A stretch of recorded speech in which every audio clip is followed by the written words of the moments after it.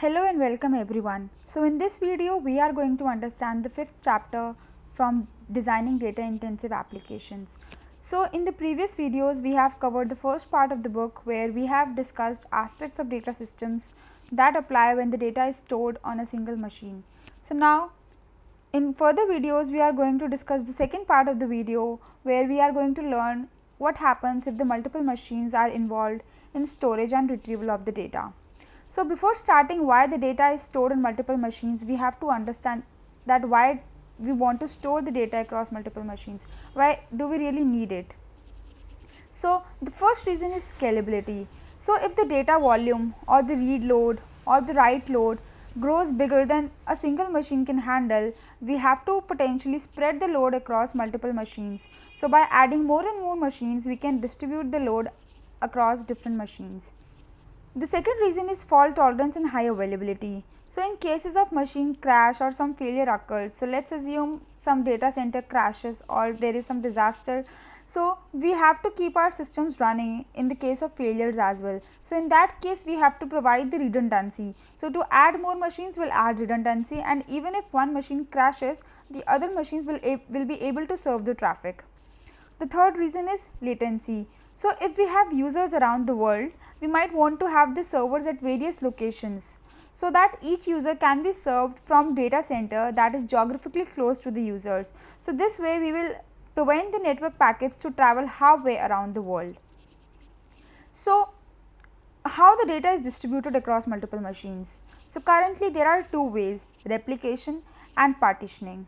So if we see this diagram, this node contains three documents with three keys, and this node contains the same keys. So it means that this entire data is copied to the different node, and if we see this node contains different keys, so that means replication is keeping the copy of the same data on several different nodes, potentially in different locations, to provide the redundancy, whereas partitioning means splitting a data into smaller subsets called partitions so that different partitions can be assigned to the different nodes. So here this is the partition 1 and the replica 1, this is the replica of this same partition, and this is the second partition containing different data, and this is the replica of the second partition. So now let us move further. So in the scope of this chapter, we will assume that our data set is so small that it can be saved into one machine, but in further chapters we are going to relax this assumption. So in this chapter we are only going to cover the replication in detail. So replication means keeping a copy of the same data on multiple machines that are connected via a network. So let us understand what are the different reasons for replication. So to keep the data geographically close to users so that we can serve the request as fast as possible to the users in order to reduce the latency, we would want to replicate the data. So the second reason is fault tolerance. So in cases where some of the machine crashes, we would still want our system to serve the traffic. So in order to increase the availability of the system, we can replicate the data. And the third reason is scaling out for read and write request. So in cases where we are getting high load on our system, we would not want that our system gets slow in that case. So we can increase the machines on our system so that there is not high load on one machine, and we can distribute the load across multiple machines. So these are the three main reasons which are mainly used for replicating the data.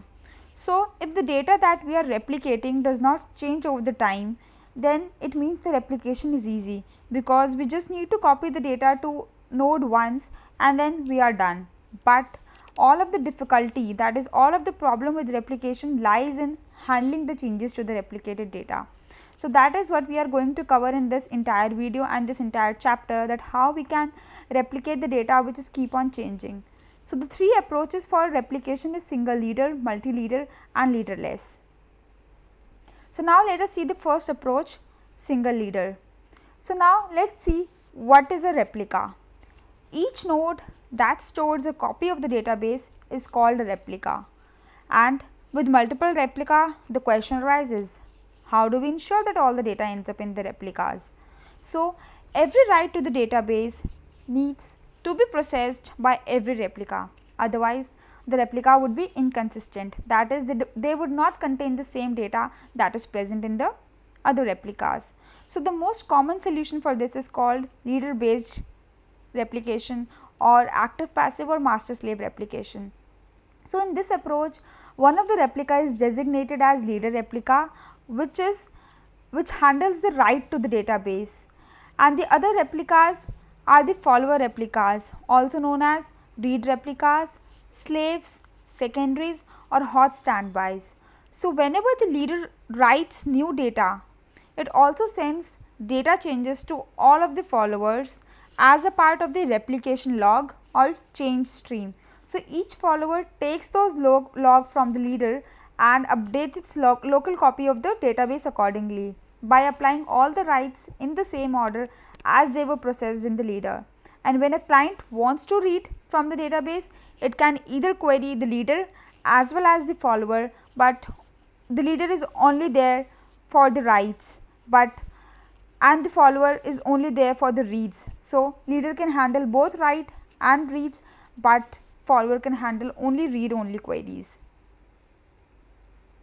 So, an important detail to replication is how the replication is getting done, whether it is synchronous or asynchronous. So, in the previous example, let us assume that the user has updated his profile. So, the request will go to the leader replica, and leader replica will then forward this request to the follower. So, there might be some replication lag between the two. So, let us assume that the replication between the leader and the follower 1 is synchronous, and the replication between the follower 2 and the leader is asynchronous. So, when the leader sends the logs to the follower 1, it will wait for its response. That is, it will wait till the follower 1 says that it has successfully written the data in its database, and then the leader confirms back to the user. In the case of follower 2, leader will just send the request and forget about the request. So, normally replication is quite fast, that is, most database systems apply the changes to the followers in less than a second, but there is no guarantee that how long it might take. So, there are many circumstances that followers might fall behind the leader by several minutes or hours. So, for example, if a follower is recovering from a failure, if the system is operating near its maximum capacity, or if there are network problems between the nodes.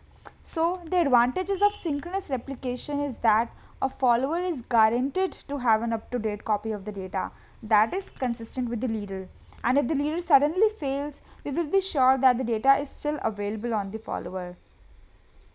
But the disadvantage is that if the synchronous follower does not respond, that is, because it has crashed or there is some network fault or for any other reason, the write cannot be processed because the leader must block all the writes and wait till the synchronous replica is available again. So, for this reason, it is generally impractical for all the followers to be synchronous, and any one node outage would cause the entire system to a halt. And in the practice, we enable the synchronous replication on a database only on the one follower. It means that one follower will be synchronously replicated and the other followers will be asynchronously replicated, and there would be one leader. So, and this is also known as semi-synchronous replication. So, in case of asynchronous, if the leader fails and is not recoverable, that is, any writes that have not yet been replicated to the followers will get lost. That is, write is not guaranteed to be a durable even if it has been confirmed to the client. So, now let us see how we can set up the followers. So, from time to time we have to set up new followers, either to increase the number of replicas or to replace the failed nodes. But how do we ensure that the new follower has an accurate copy of the leader's data? Simply copying the data files from one node to the another is typically not sufficient, because clients, our users, are constantly writing to the database, and our database is not in the same state. It changes with the time. So, we can make the files on disk consistent by locking the database, but that would go against our goal of high availability. So, fortunately, there is a way where we can set up a follower without downtime. So let us see how this works.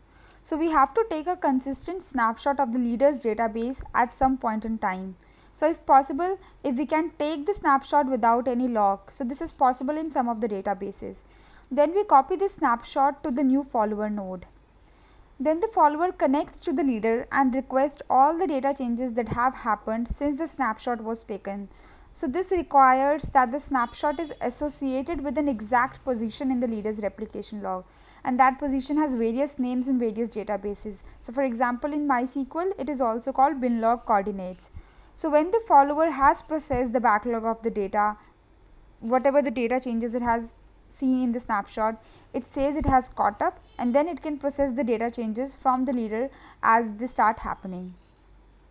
So that is how we can set up the follower. Now let us see how we can achieve high availability using the leader based replication. So a node can crash at any point in the system. So what happens when there is a follower failure? So on its local disk, each follower keeps a log of the data changes it has received from the leader.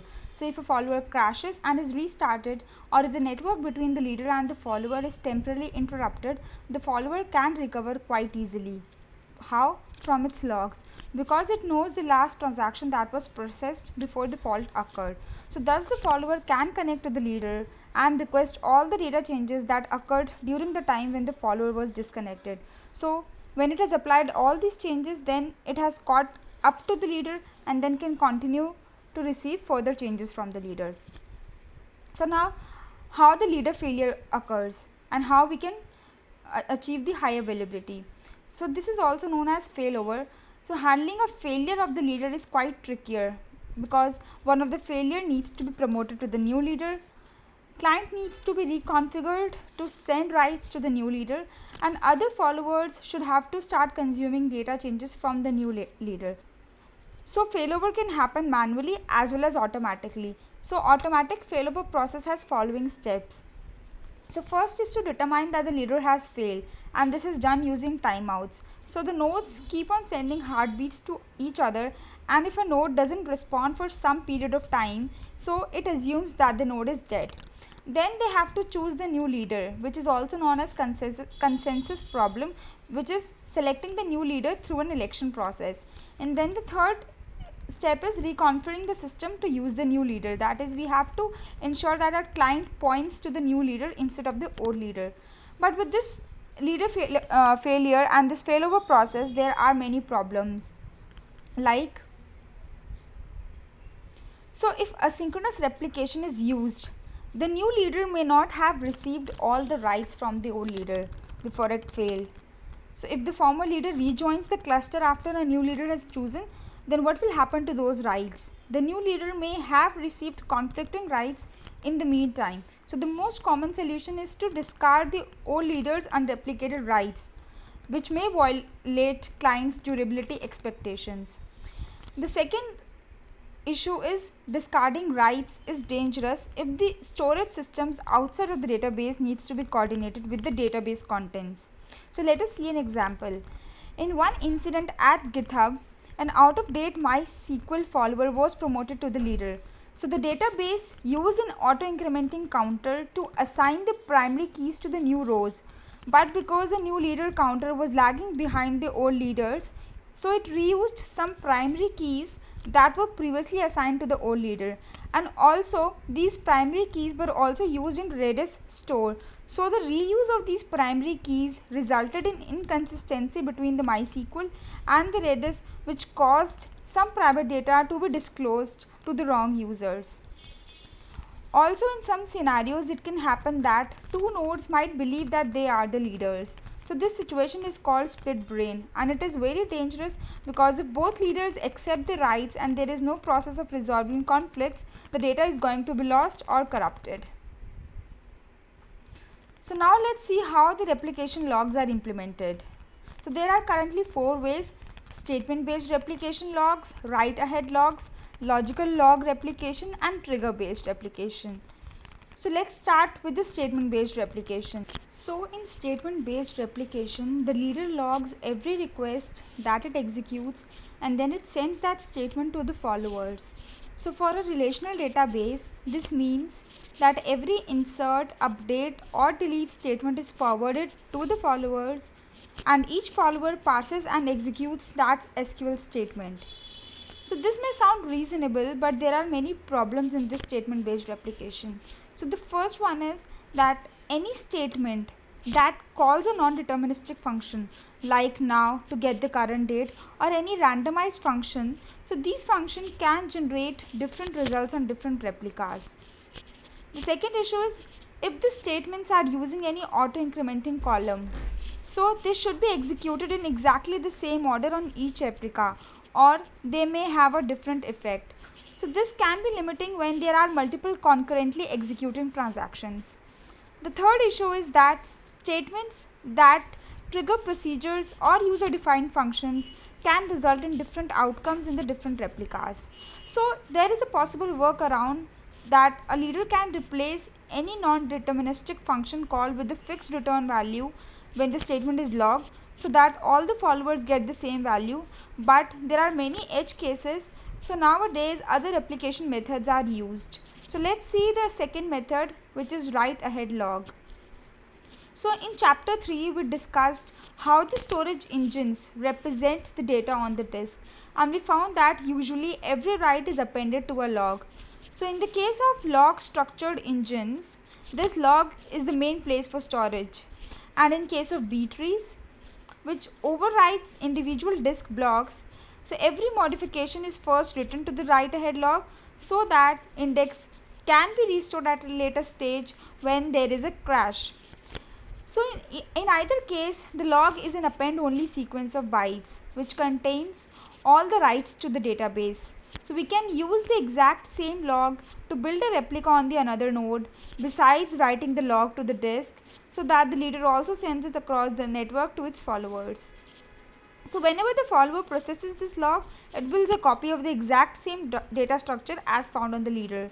So this method of replication is used in many databases, but it has a disadvantage. So the log which we described has a very low level details. So a write ahead log contains details of bytes which were changed in the disk blocks. So this makes replication closely coupled to the storage engines.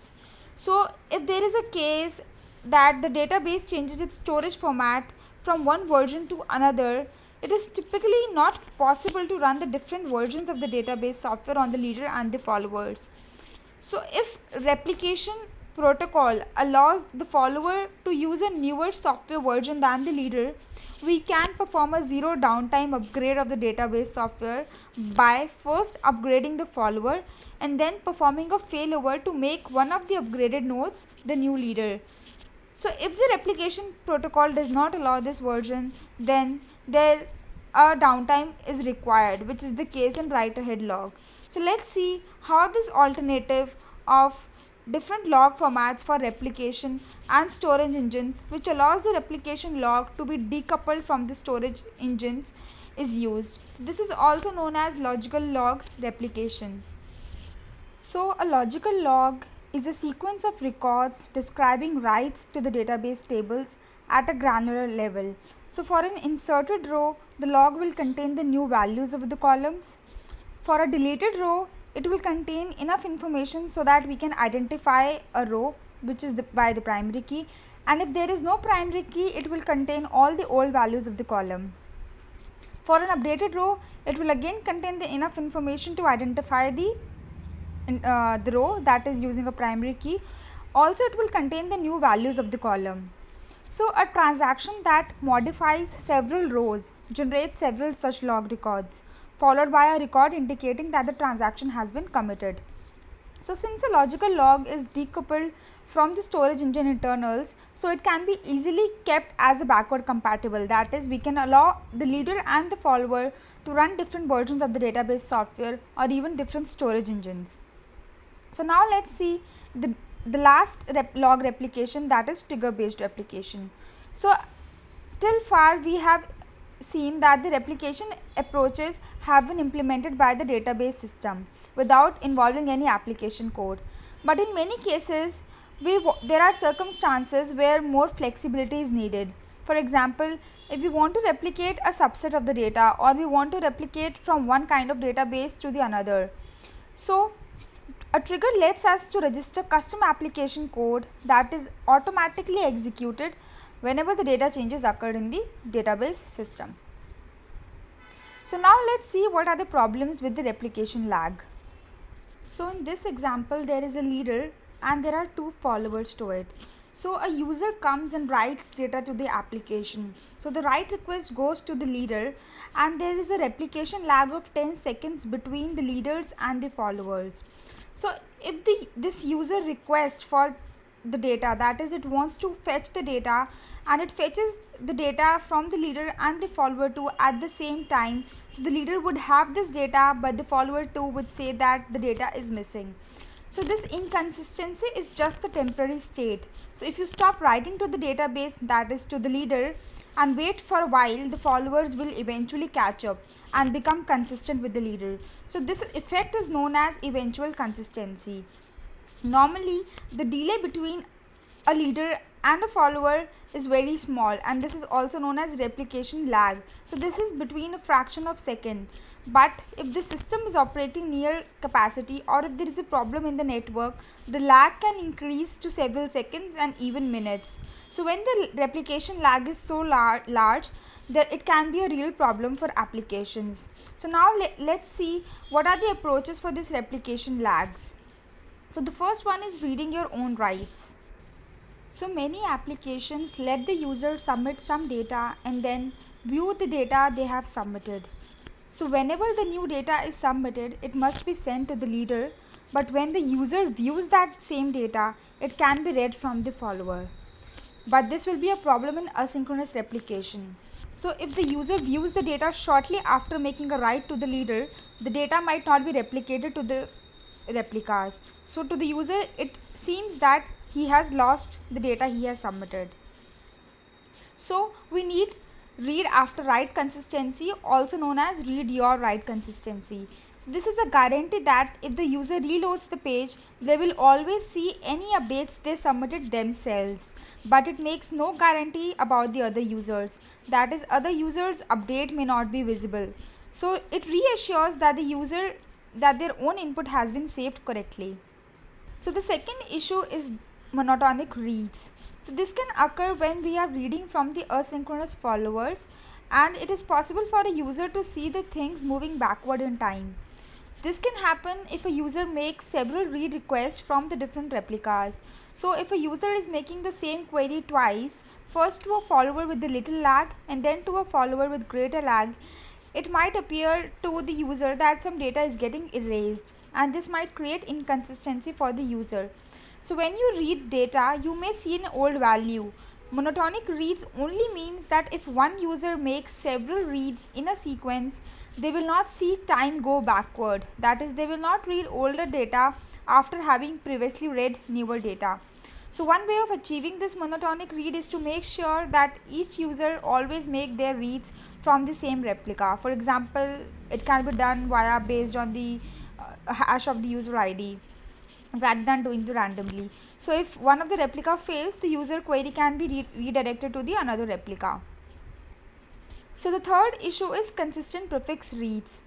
So if a sequence of write happens in a certain order, then anyone reading those writes will see them appear in the same order. So this is a particular problem in partition databases. If the database always applies writes in the same order, reads always see a consistent prefix. So this approach, consistent prefix reads, guarantee to prevent this anomaly. So in the scope of this video, we have understood what is replication, why replication is needed. We have understood about the single leader replication, and we have seen the problems associated with replication lag. So as a part, we have covered only the single leader replication. In the further videos, we are going to understand the multi-leader replication and the leaderless replication.